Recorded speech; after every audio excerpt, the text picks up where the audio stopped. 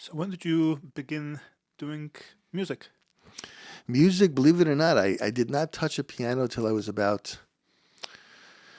18 or 19 years old. When I was very young, I remember my father wanted me to play trumpet. The first experience I had with music was a trumpet. And I played that, and I managed to get, up to like one of the first three chairs in trumpet in PS216 when I was there. But it didn't last long. I didn't really enjoy it so much. I never felt that I got to a point of really like self expression through it. It was just, learning the notes and trying to do the melodies properly. After trumpets, we had a close friend of the family that was a major drummer that has had played on some gold records, like some serious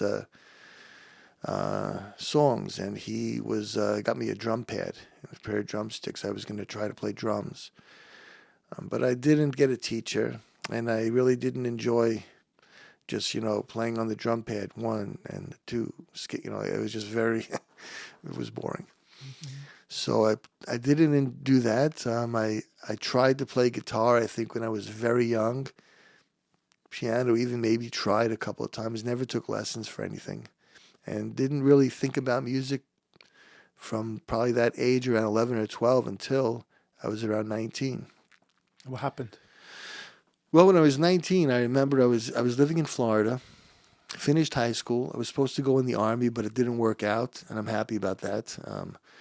Um, then I started working in a movie theater, and I was managing a theater, and I was also very into bodybuilding. And then I got my massage therapy license. I was in school for that. Started working with some chiropractors in Florida, developing a little clientele for that. But always writing, and I used to love going down to the beach. I mean, when it was early in the morning or late at night, and I would sit there and I would write, and I'd listen on my headphones to the songs I liked. I was very into classic rock. It was like a little bit of a heavy metal stage too at one point. And I think a combination of hearing music and the feeling that it gave me and the way it uplifted me and took me out of my, you know, whatever was holding me back and feeling like I couldn't break free. It just made me feel free. That and the idea of wanting to express my own messages, my own thoughts, I think I decided to then try to put my poems to music. So my mother got me this piano. I remember there was an old building that burned down. There was a beat up piano. I don't remember how it came about, but all I know is I was living with my father in Fort Lauderdale, and one day I just got a piano and I moved it in. It wasn't even in key, and I didn't even think about tuning it. I just started banging away at the keys and trying to figure out. I didn't even know how to write a song. I didn't even know how to play anything. But I thought, oh, you know what? I have to think of like a note for each word. So I first started just trying to make a melody with the poem. And then I started realizing, that there's such a thing as a chord. So the way that I learned chords was very interesting. I wrote a chord book. It was hundreds of pages. I remember I sat down and I had a regular chord book too that I was looking at. But every chord that I would play, I would write it down, and then I would try to find out what the next chord would be that could sound good after this one, and started writing, chords and chord progressions. And then I would just sit there with just my right hand even and play the same chord over and over. And I would just try to start singing the poem into the chord, singing, seeing where it would go.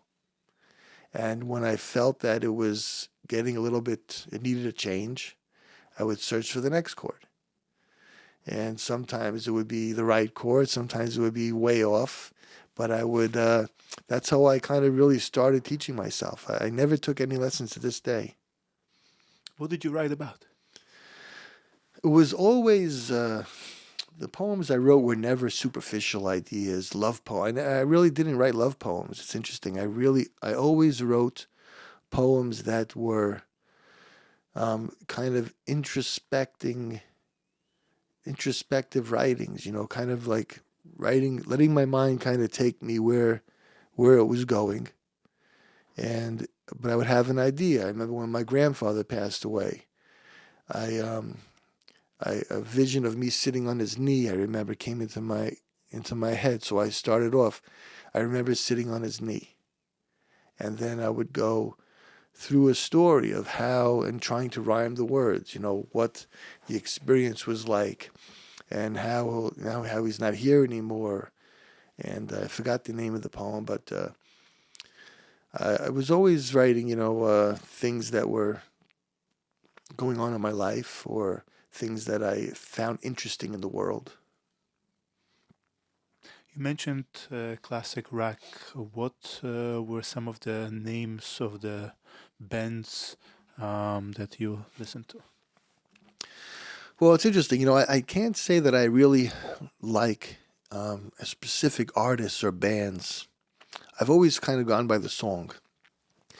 So I remember Baker Street when I was growing up in the 70s. I liked the sax part on that. I remember Rocket Man from Elton John was a song that really hit me. I remember. In fact, I remember the song that I remember standing in. We moved to Florida, and I was getting a job in a movie theater. My first job, my mother took me. I think I was 12 or 13 years old, and I heard Elton John, Rocket Man, come on the radio in the movie theater. And for some reason, it was a very nostalgic moment. It kind of brought Brooklyn and New York into Florida with me. And I felt like it gave me a certain amount of comfort when I heard that song. And it was an interesting experience. I remember to this day hearing it. And I was into Elton John. And in fact, my piano playing, even though I'm nowhere near a pianist like he is, my piano playing itself is very much has his rhythmic type of feel to it. Yeah, so Elton John was one. I remember when I lived in Long Island, I had a friend really into Billy Joel. I wasn't so into Billy Joel back then, but then, because I took up piano, I guess, I got into a few of his songs. Again, I didn't like all of his songs. I didn't like all of Elton John's songs. It depends, on the Stranger album. I think there was what was it? With Moving Out, a few of the Phil Ramone productions that he did, I really was moved by. In fact, I remember listening to the Stranger, or what was it? Not Glass Houses also. That it was really one of those albums that took me out of this world and really elevated me a lot. So that was the feeling I was looking for. And that was the feeling, it is the feeling that I want to give others, except I'm trying to add a lyrical, some type of message that can be beneficial to, a positive future, in the music itself. So Elton John, Billy Joel, a lot of other classic rock bands. I was into hard rock for a while, AC/DC and Ozzy Osbourne, and in Florida some southern rock, Leonard Skinner, and Alabama some other bands, songs here and there.